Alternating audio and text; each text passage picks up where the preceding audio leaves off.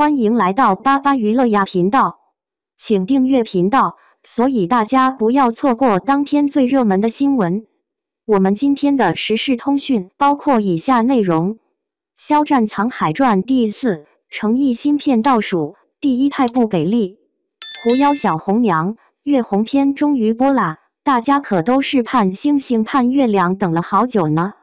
不过啊，这播出来的效果吗？说实话，跟咱们期待的有点差距，口碑和评价都不太给力呀。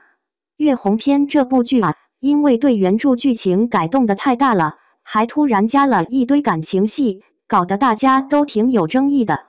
有些人觉得改得挺好，有些人就觉得太离谱了。不过，这就是改编剧的常态嘛，总有人喜欢，总有人不喜欢。咱们就看看热闹，别太认真啦。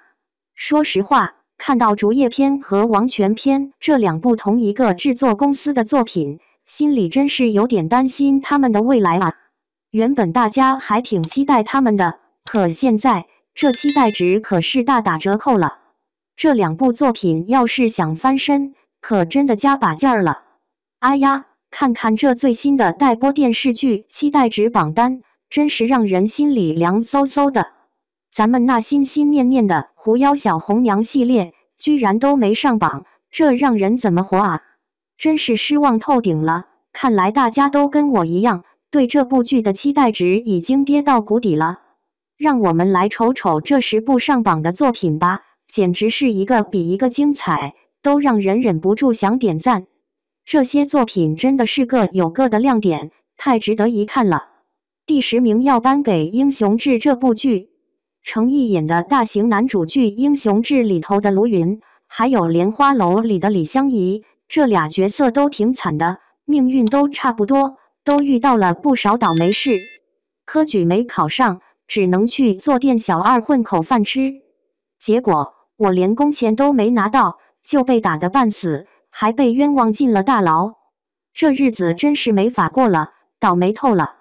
成功从监狱里溜出来后，我就跑去顾府当了书童。在那儿，我跟顾家的小姐儿挺来电，感觉就像擦出了爱的火花似的。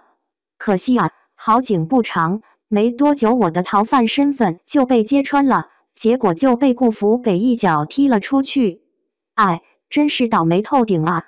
大家看到最后孤独终老的结局，都松了一口气，毕竟程毅演的这个角色能撑到最后可真不容易啊。说起来，这角色能活下来还真是挺难得的。卢云这辈子啊，真是波折重重，但这也让这部剧的剧情变得特别扣人心弦，情节超级丰富，看得人停不下来。看着程毅在戏里被欺负时，穿着那件满是补丁的旧衣服，那衣服一看就不是啥好料子，但补丁却缝得整整齐齐，一眼看去就像是那种真正受过苦的乞讨者一样，真是让人心疼啊！这部剧里，程毅和李一桐可是演得真好啊，搭档的简直天衣无缝。不过话说回来，这故事的结尾可真是让人心里不是滋味，他们俩最后还是没能走到一起，分道扬镳了，真是有点遗憾啊。掌心这部剧啊，可以说是刘诗诗第一次挑大梁演的大女主悬疑剧。可大家对她期待并不高，说白了，这跟《一念关山》这部剧的播出效果有很大关系。这部剧在宣传时可是主打女主的职场奋斗史，可开播后一看，重点全变成了男主养娃育儿。导演这剧情转折也太出人意料了，尤其是最后女主居然跟男主过上了菟丝花的生活，看得我们观众都惊呆了，心里那叫一个五味杂陈啊！悬疑剧掌心开篇就是一起朝廷大官的离奇死亡案，而叶平安呢，竟然被当成了头号嫌疑人。哎，这事儿可真让人摸不着头脑啊！袁绍成啊，这大理寺承当的也不容易，因为出身不好，老被人瞧不上。他就想啊，不管事儿大不大，都得把叶平安给抓了，就当给自己长长脸，垫垫脚。就这样，他就一门心思要逮住叶平安，好让自己在官场上有点地位。叶平安啊，她可是顾家那个惨遭灭门的可怜幼女。她带着一身了不起的医术回了京都，就一件事儿报仇。谁让她家破人亡，她就让谁付出代价。刘诗诗和窦骁之间啊，感觉他们的情感默契并不是那么明显。不过说实话，我们观众里也有不少人并不想看到这部剧就陷入那种俗套的恋爱剧情里去。第8名嘛的说说罗云熙那部大男主武侠剧《水龙吟》。这部剧可真是色彩斑斓，看得人眼花缭乱。罗云熙在里边演的那叫一个帅气，就是为了保住他古装男神的名头。这特色嘛，简直太突出了，一看就能认出来。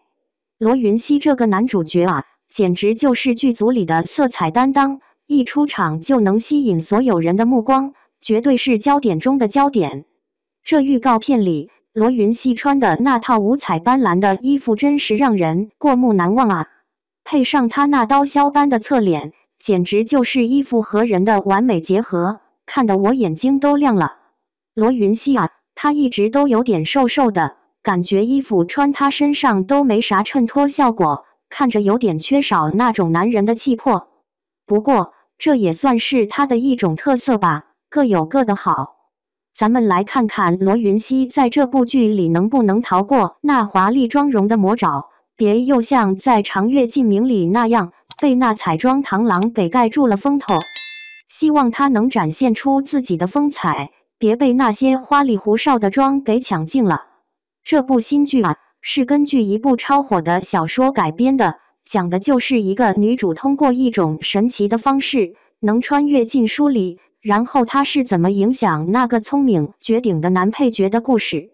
真的是既刺激又有趣，看得人欲罢不能。这部剧的预告片一出来，观众们可就期待得不得了。为啥呢？因为这预告里保留了穿书的设定，跟其他那些改编作品比起来，简直就像一股清流啊！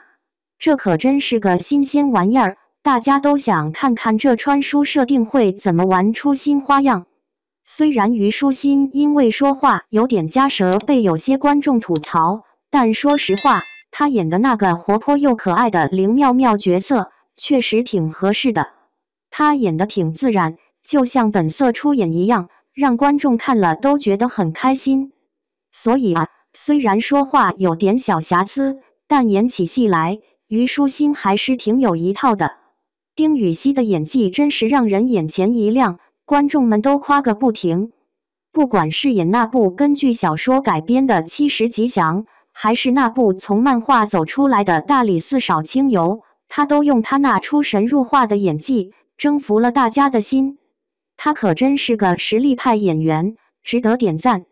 有一点特别的提一下啊，这本书的男女主角，那就是杨世泽和祝绪丹这俩人演的，这还是他们第2次搭档了呢，真是缘分不浅啊。最近我在《狐妖小红娘》月红篇里演了2个角色，一个是公主步太，还有一个是妖尉石宽。这2个角色都挺有挑战性的，演起来挺过瘾的。公主步太是个温柔善良的姑娘，而妖尉石宽则是个冷酷又忠诚的家伙，真是让人又爱又恨啊。2位大明星的关系一直是大家关注的焦点，大家都特别期待他们的新剧《永夜星河》赶紧上映，好看看他们在戏里会有什么火花。第6名，那就是《贵女》这部小说了。庄寒燕呀，真是个可怜的孩子，从小就被遗弃了。不过啊，这妹子可不是吃素的，她在《贵女》里头经历了那么多磨难，最后呢，终于回来了，完成了复仇，还洗清了自己的冤屈。这故事真是看得人热血沸腾啊！庄寒燕啊，她这一路上都在追求复仇，路上遇到了个患重病的大理寺少卿。他们俩啊，一开始就是互相利用，可没想到，在这利用的过程中，竟然慢慢产生了真感情。等到复仇成功之后，他们俩一合计，觉得这辈子就得这么一起过了，于是决定携手共度余生。陈都灵啊，她身上自带那种高贵文雅的范儿，演起大家闺秀这种角色来，简直就是量身定制，超级合适。那种气质，简直就是从骨子里透出来的，让人一看就觉得她就是那种大户人家的小姐，演起来毫无违和感，看着就让人舒心。大家对于这对新颖的组合搭配可是充满了期待啊，觉得特别新鲜有趣。不过说实话，吴谨言和王星越的长相确实没能让书粉们觉得特别满意啊。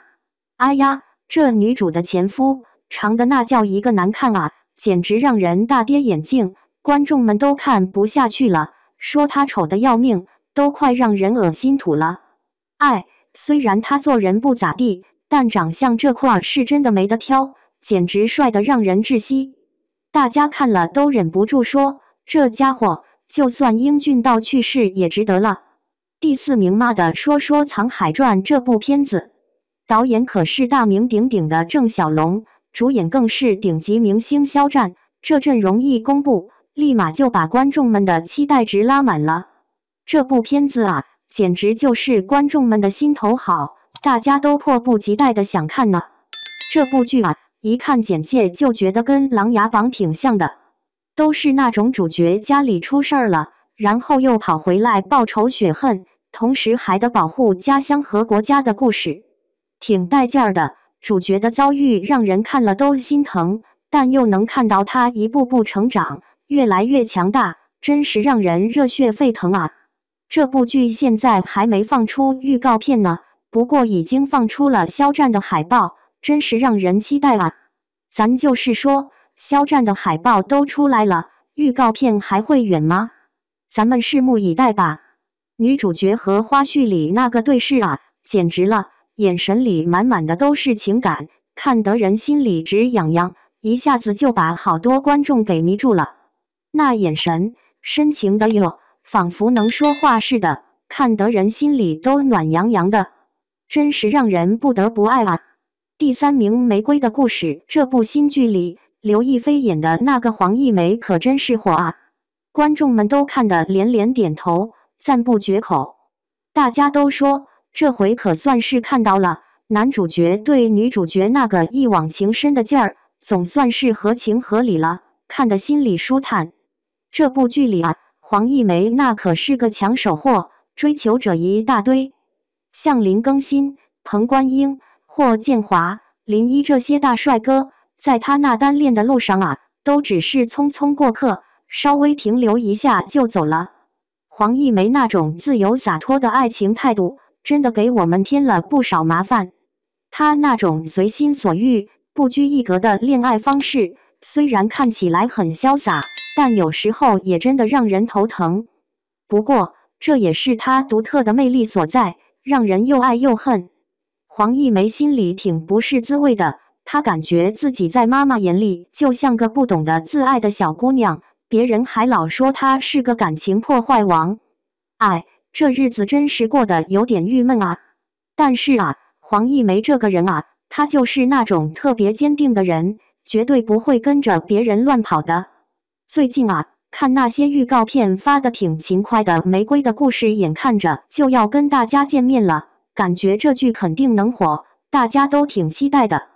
第2名在人间这部剧可真让人期待啊，赵丽颖主演的，肯定能给我们带来不少惊喜。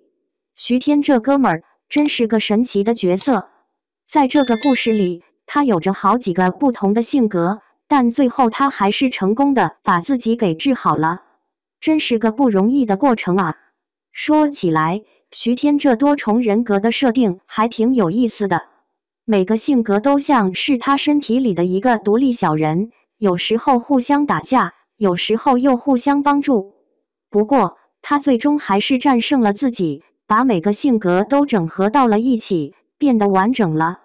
看着徐天一步步走向治愈，真是为他感到高兴。这个故事告诉我们，不管遇到多大的困难，只要有决心和勇气，就一定能够战胜自己，迎接更美好的未来。医生说啊，贾小朵你身体里那个分裂出来的人格啊，现在已经有自己独立的想法了。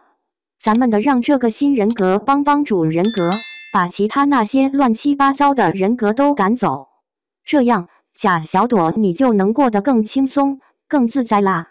贾小朵啊，她总是这么努力，想要证明自己是个实实在在的人，可结果呢，她却成了那个的被抹掉的人格，真是让人心疼啊！